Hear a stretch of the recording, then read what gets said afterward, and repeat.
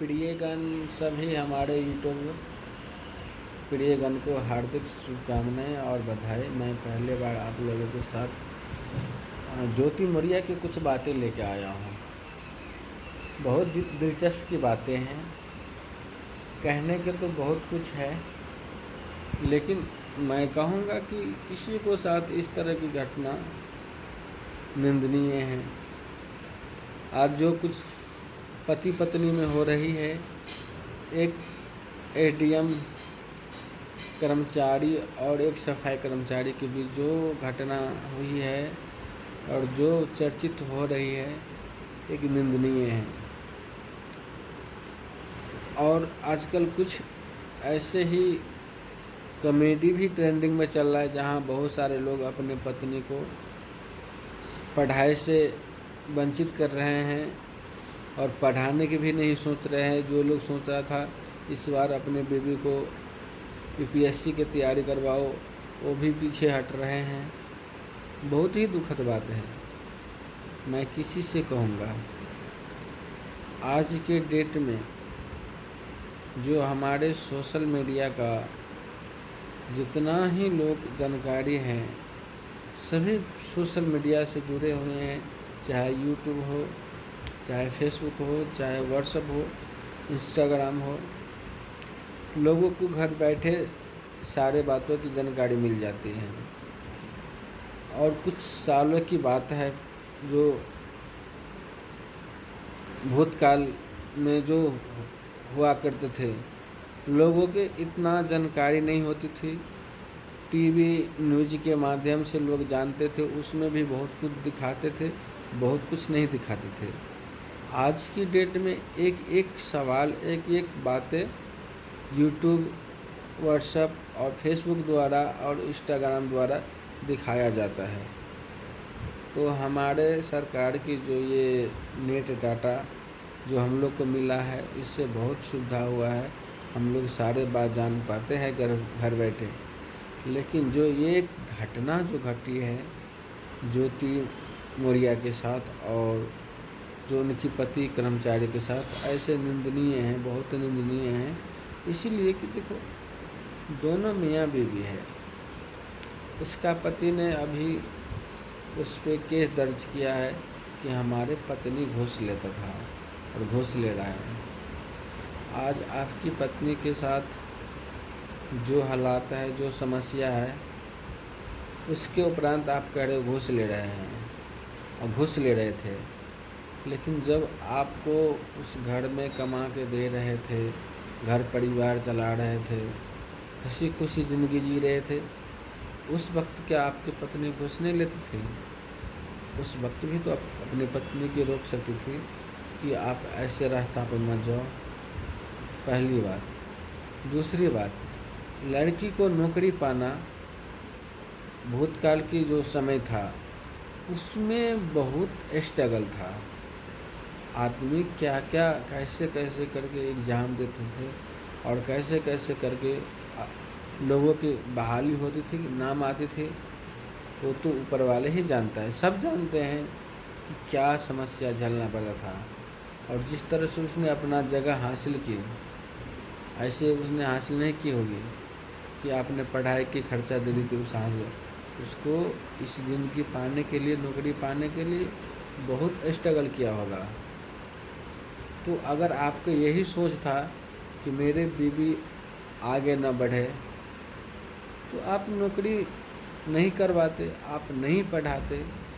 आपके भी कमाई से तो आपको घर परिवार चला जाता, चलता कि नहीं, ये बताओ। अगर आपकी कमाई से घर परिवार चलता तो आपको अपने बीवी को नहीं पढ़ाना था, नहीं नौकरी करवाना था, उसे घर बैठे रखना था, उसे खेतों में काम करवाना था। जब आपके बीवी जो भी स्ट्रगल किया ज़िंदगी में, जिस तरह से वो झेला होगा, चौखट नांग के, और उसने सरकारी दफ्तरों में चौखट पे कुंडी खटखटाया होगा, तो वो क्या क्या स्ट्रगल किया होगा आप जानते होंगे, और ज्योति जी भी जानते होंगे बखूबी। और जो हासिल किया उसने बहुत ही कष्ट से हासिल किया होगा, है ना। आज किसी को साथ दोस्ती प्रेम जो भी है, बस गया है उनको, अलग बात है, लेकिन वो आपको घर परिवार नहीं उजाड़ रहे थे, बशर्ते आप अपना घर परिवार उजाड़ने की कोशिश किया। आप प्रतिष्ठा, मान सम्मान, इतना ही स्वतः कलंक के बाद तो आप अपने बीवी को नहीं पढ़ाते, आप अपनी कमाई से घर परिवार चला लेते हैं। आपने क्यों दिया खर्चा अपने बीवी को? तो दोस्त, मैं यही कहूँगा सभी से, इनकी बातों पे नहीं जाए। अपने अपने बीवी को, अपने बहन को, किसी भी परिवार को, किसी को बात लेके जो है ना, उसकी ज़िंदगी के साथ, उनकी शिक्षा के साथ, उनकी सोच के साथ खिलवाड़ ना करें, क्योंकि इन लोगों की तमाशा है और ये लोग तमाशा करेगा ही। आप लोग जानते हैं किस तरह स्ट्रगल किया होगा इस लड़की ने और किस तरह से अपना जॉब हासिल किया होगा। तो आम बात है, आज आप अपने बीवी के खिलाफ इतना सारे चिट्ठा निकाल रहे हो, कल आप कहाँ थे? कल आप कहाँ थे?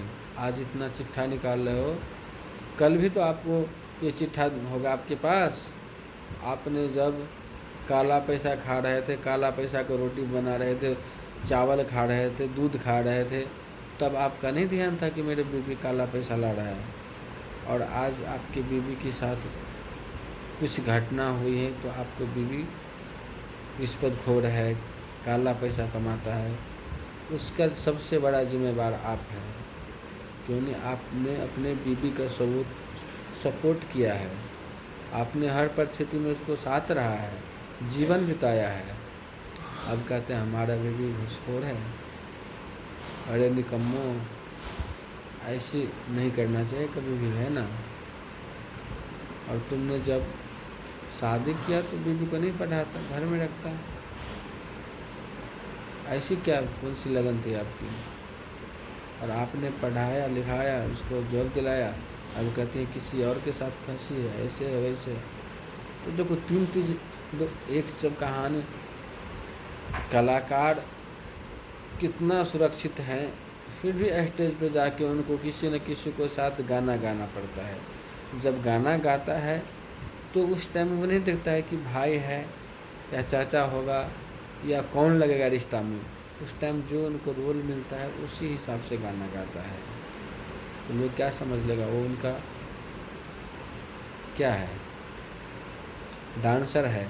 हर इंसान को साथ स्टेज पे डांसिंग कर सकते हैं, रील पे डांसिंग कर सकता है, लेकिन आम जिंदगी में वो इस तरह नहीं करते हैं ना। तो उनकी पेशा है। आपका भी एसडीएम था, वो भी किसी पेशा से था, उन्हें भी बड़े लोगों के साथ, है ना, अपना प्रोटेक्शन देना होता है, अपना सोच बहाली करना होता है। और उसमें थोड़ा बहुत पाँव ऊंचा नीचा हो गया तो आप क्या कर सकते हो बताओ। मजबूरी होता है किसी को, कोई भी कदम उठाने के लिए मजबूरी होता है, और उस मजबूरी के आप नाजायज़ फ़ायदा मत उठाइए। उनके पास मजबूरी था, वो आपको घर नहीं छोड़ना था, आपको बच्चों नहीं छोड़ रहा था, आपको पति को, आपको परिवार को नहीं छोड़ रहा था। उसने जो कदम उठाया उनको मजबूरी था, उसकी हालात थी, ऐसे वो मुसीबत में अपनी एक कदम उठाया होगा, और उस कदम के लिए आपने ऐसा कदम उठाया। कल के डेट में आप शादी करेंगे दूसरे, क्या आपको बीवी को कहीं और दूसरे भी लड़की को कहीं शादी किया होगा और उनसे आपको शादी होगा तो क्या कहोगे कि आप उसके पास सोए थे, हम नहीं रखेंगे, रखते हैं ना। फिर आपका क्या समस्या थी? घर की बात थी, इतनी ढिढोरा पिटने की क्या मतलब थी? अभी भी संभल जाओ, अपने घर परिवार बचाना है तो संभल जाओ, और सोचो गौर से कि ये ज़िंदगी क्या है। और आप लोगों की बातों से सारा हिंदुस्तान में ये आपकी न्यूज़ ट्रेंडिंग पे चल रहा है। लोग अपने बहू बेटी से घबराने लगा है, क्योंकि आप लोग ही अफवाह फैलाते हैं। आप जैसा इंसान रहे अफवाह फैलाएगा, और हर पति, हर भाई, हर बाप अपने बेटी, पत्नी और बीवी से और अपनी माँ से विश्वास तोड़ने लगेगा, आप लोगों जैसे इंसान की वजह से। इसीलिए आप लोग इस तरह के ना करें कि औरों लोगों पे आँच आए। मैं इतना ही कहूँगा।